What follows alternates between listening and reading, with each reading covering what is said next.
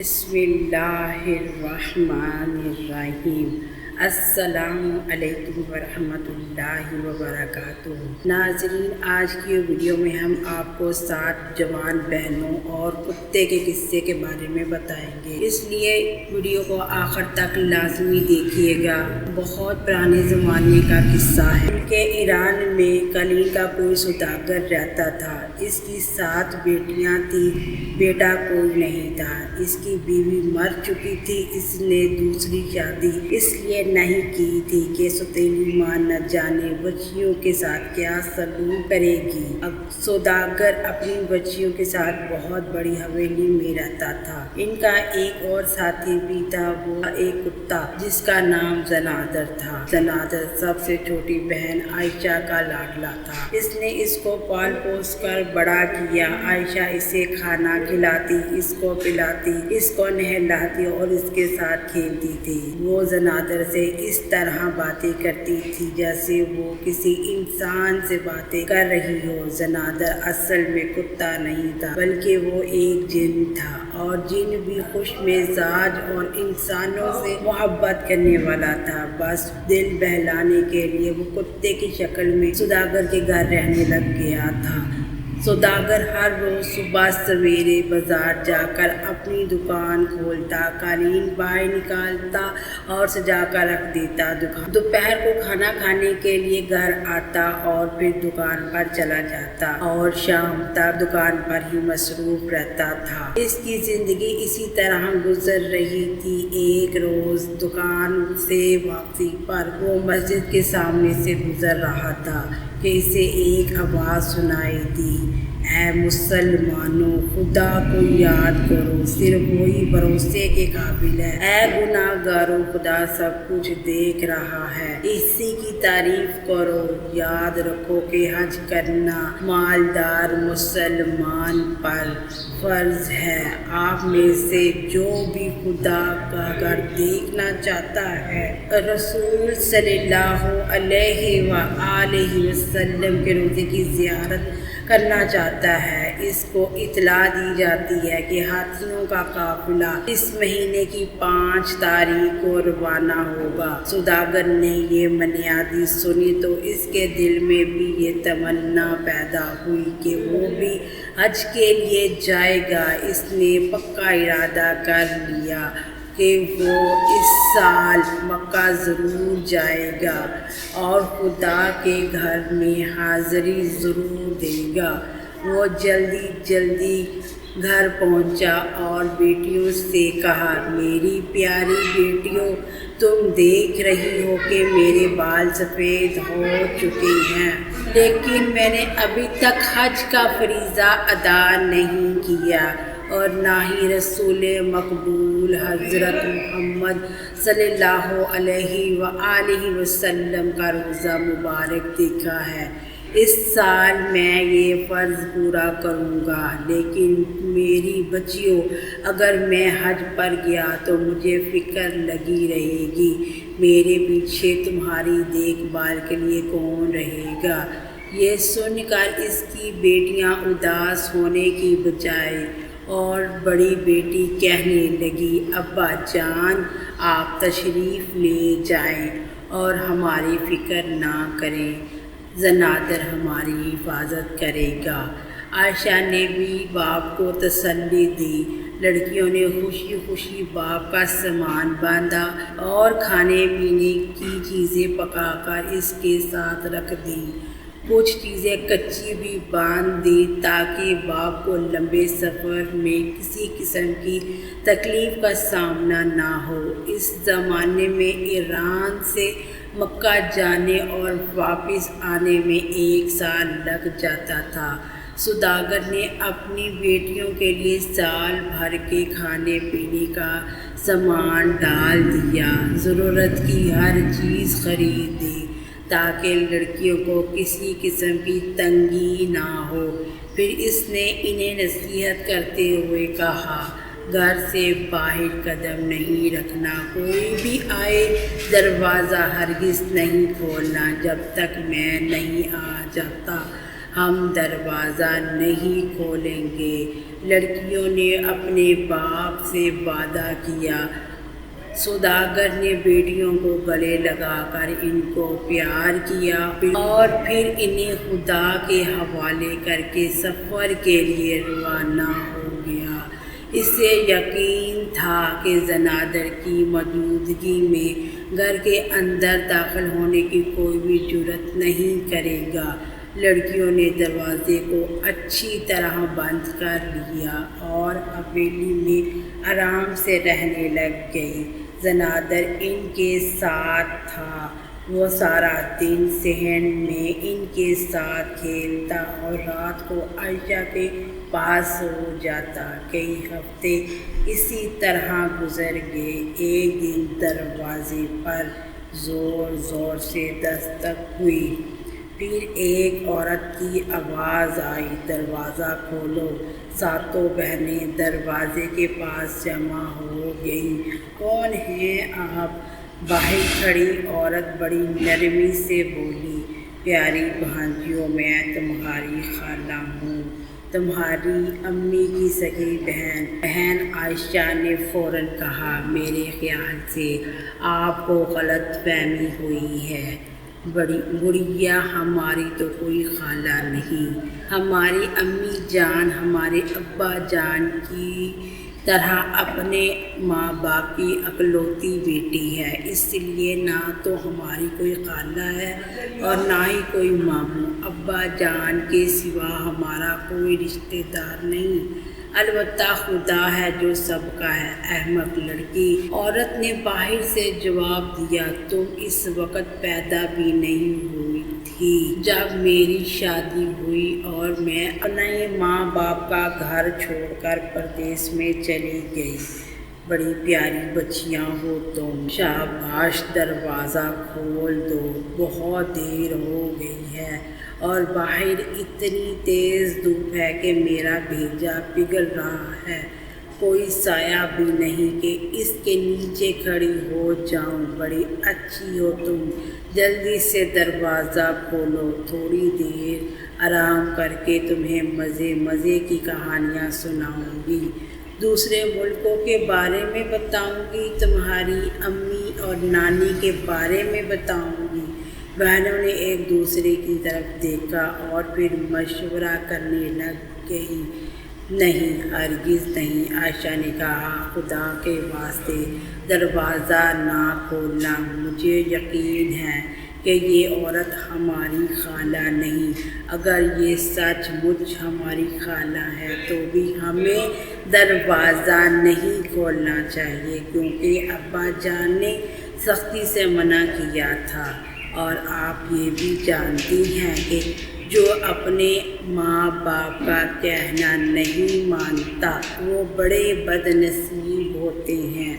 زنادر پاس ہی کھڑا تھا، وہ ایک دم بوکنے لگ گیا، یعنی میں زنادر ہوں، آپ سب کا رکھوالا، جو کوئی بھی آپ کو نقصان پہنچائے گا میں اس کی بوٹیاں کر دوں گا۔ کتے کی آواز سن کر نقلی خالہ وہاں سے کھسکتی ہوئی بولی، کتنی گندی بو آ رہی ہے اس کتے سے۔ زنادر جن تھا، اس لیے وہ بڑھیا کی آواز صحیح سمجھ گیا کہ وہ کون ہے۔ اصل میں وہ چڑیل تھی۔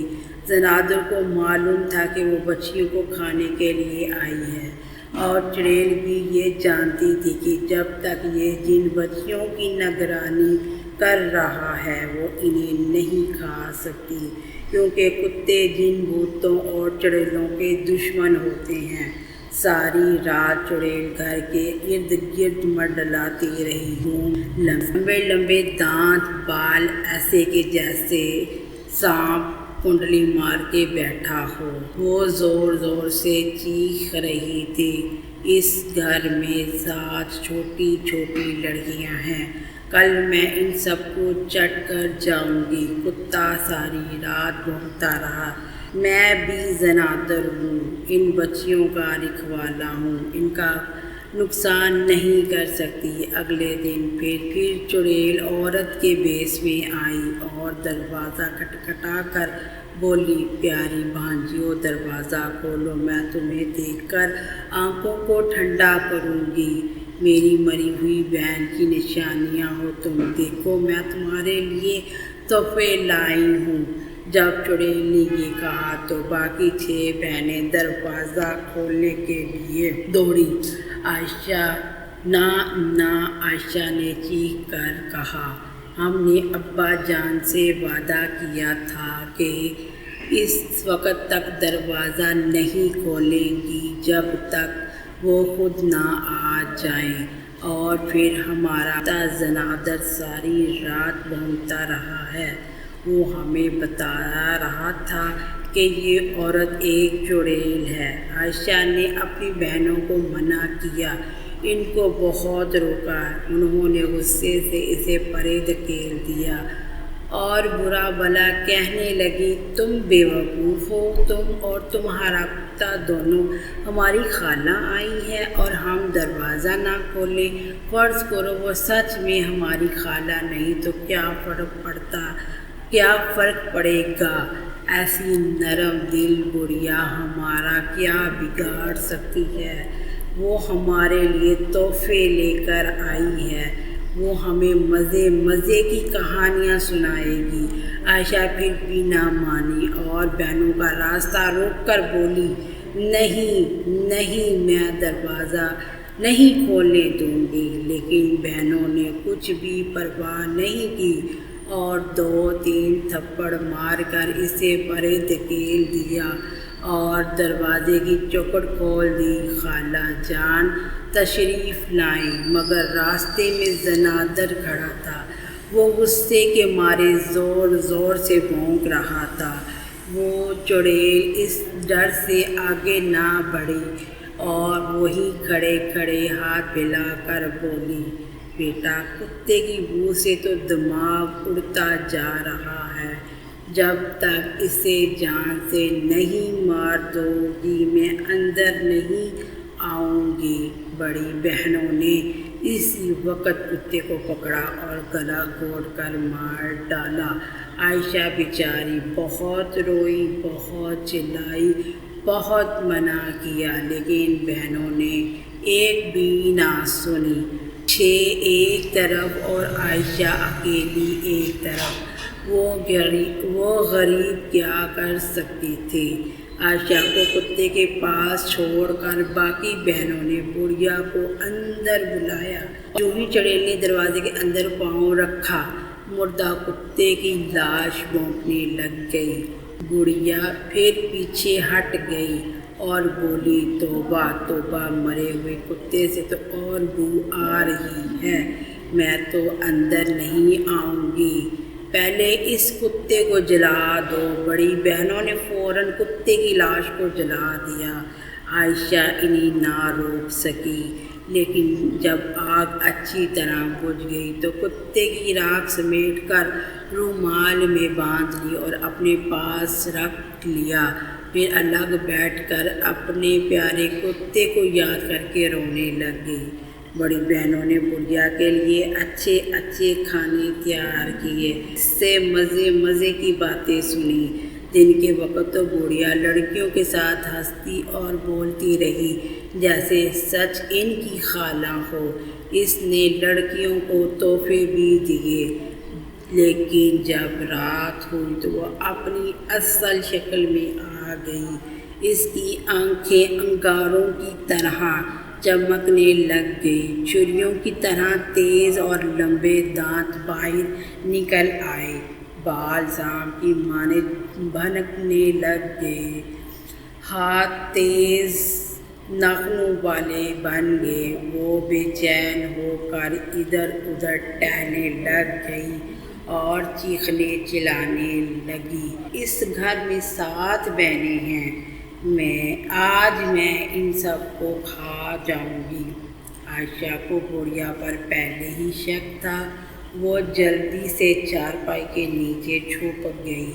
باقی 6 بہنوں کو خبر نہ ہوئی۔ چڑیل نے ان سب کو پکڑ لیا۔ سب سے پہلے اس نے بڑی بہن سے پوچھا، میرے نرم نرم چوزے بول، تجھے کہاں سے کھانا شروع کروں؟ میرے سر سے کھانا شروع کرو، کیونکہ اس احمق نے عائشہ کی بات نہ سمجھی۔ بڑی بہن نے جواب دیا۔ بڑھیا نے مزے لے کر بڑی بہن کو کھا لیا۔ پھر اس کی چھوٹی بہن کے پاس گئی اور بولی میرے نرم نرم چوزے، تجھے کہاں سے کھانا شروع کروں؟ پہلے میرے ہاتھوں کو کھاؤ، کیونکہ ان سے میں نے عائشہ کو مارا تھا۔ دوسری بہن نے جواب دیا۔ چڑیل اس کے ہاتھوں کی ہڈیاں چبانے لگ گئی۔ جب ساری لڑکی اس کے پیٹ میں چلی گئی تو اس نے تیسری لڑکی سے پوچھا۔ لڑکی نے جواب دیا، پہلے میرے کانوں کو کھاؤ، کیونکہ انہوں نے عائشہ کی ایک نہ سنی۔ چڑیل تیسری بہن کو بھی نگل لیا۔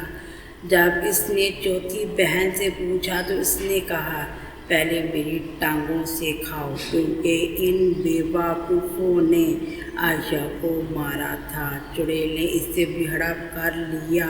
پانچویں بہن نے کہا، پہلے مجھے میرے منہ سے کھاؤ، جب عائشہ مجھے دروازہ کھولنے سے روک رہی تھی تو اسے یہ برا بھلا کہہ رہا تھا۔ چڑیل نے اسے بھی چٹ کر لیا۔ اب اس نے چھٹی بہن سے پوچھا تو وہ بولی، پہلے میری آنکھوں سے کھاؤ، انہوں نے یہ نہیں دیکھا کہ عائشہ دروازہ کھولنے سے کیوں منع کر رہی ہے۔ چڑیل اس کو بھی ہڑپ کر گئی۔ اب وہ ساتویں بہن کی تلاش میں ادھر ادھر دیکھنے لگ گئی۔ ہر کمرے میں گئی، صحن میں ڈھونڈا۔ آخر اس کو معلوم ہو گیا کہ عائشہ چارپائی کے نیچے چھپی ہوئی ہے۔ مجھ سے بچ کر کہاں جاؤ گی؟ بولو، تجھے پہلے کہاں سے کھاؤں؟ عائشہ کیا منہ سے ایک لفظ نہ بولی۔ اس نے چپکے سے پوٹلی نکالی جس میں زنادر کی راکھ تھی۔ اس نے پوٹلی چڑیل کے منہ پر مار دی۔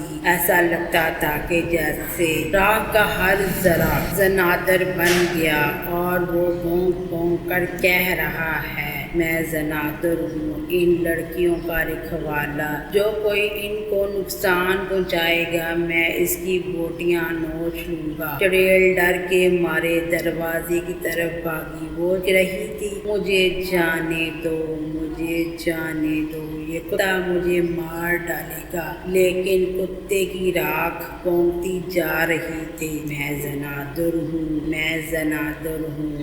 ان آوازوں نے چڑیل کے جسم میں آگ لگا دی اور تڑپ تڑپ کر مر گئی۔ عائشہ چارپائی کے نیچے سے نکل آئی اور گھر کا دروازہ بند کر کے تالا لگا لیا۔ پھر یہ تالا اس نے اس دن کھولا جب اس کے ابا جان حج سے واپس آئے تھے۔ امید ہے کہ آج کی ویڈیو آپ کو اچھی لگی ہوگی۔ اگر ویڈیو اچھی لگی ہو تو لائک کر کے ہمارا چینل کو سبسکرائب کر دیں اور کمنٹس باکس میں اپنا کمنٹس کر کے اپنی آراء سے بھی آگاہ کریں اور بیل آئیکن کو کلک کر دیں تاکہ ہماری آنے والی ویڈیوز کا آپ کو پتہ چلتا رہے۔ اگر زندگی رہی تو ایک اور ویڈیو کے ساتھ انشاءاللہ حاضر ہوں گے۔ ہمیں اجازت دیجیے۔ اللہ حافظ۔